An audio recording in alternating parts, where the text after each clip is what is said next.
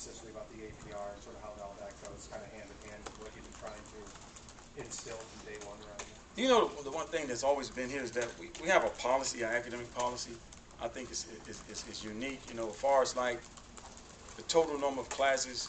If you miss so many classes out of so many days out of a class, you suspended. I can't get you out. The president can't get you out. It's like Monopoly. You can't get out of jail free. You're done. As far as also with study hall, if you don't get your required study hall time, then you're suspended for a game. So I think that this team has bought into of, hey, they've given us support and opportunity to achieve our goals, but also we're held to higher standards. And those guys take pride in it. You should see, like this year, I think we may have 6 or 7 guys already graduated before season even started. As a matter of fact, they graduated before spring.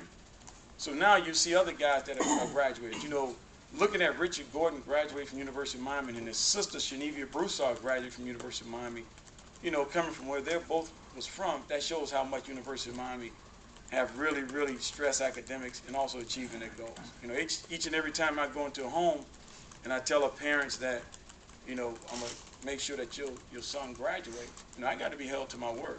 And so the university gives me every opportunity. Kirby Holcutt, the president, give me every opportunity to see those goals. And as far as getting students in the school, only one question is they're going to ask me. They're going to say, can they graduate? If I say no, they're not coming to University of Miami. If I say yes, then they'll come in. So that's the standards that we have here. Yes.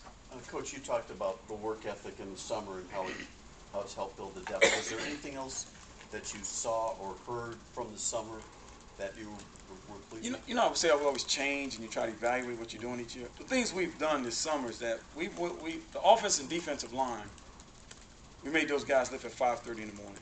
Just the O-line and D-line, getting after 5:30 in the morning, probably running about 6:30, really grinding and getting it done. And when you see that competition with those guys and getting after and waking up that early and working out trying to accomplish your goal, that's the standards of your team because you're going to win and lose in the trenches.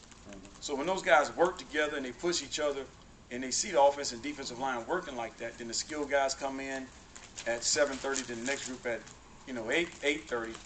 Then you show where your team is. We was basically done in the summer workouts, you know, for our team probably about 9:30. And then Saturdays, those guys, did they volunteer 7-on-7? They chose to come in at 7 o'clock in the morning on Saturdays.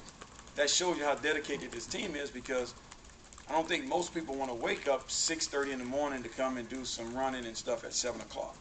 So that shows you what kind of commitment this team is making.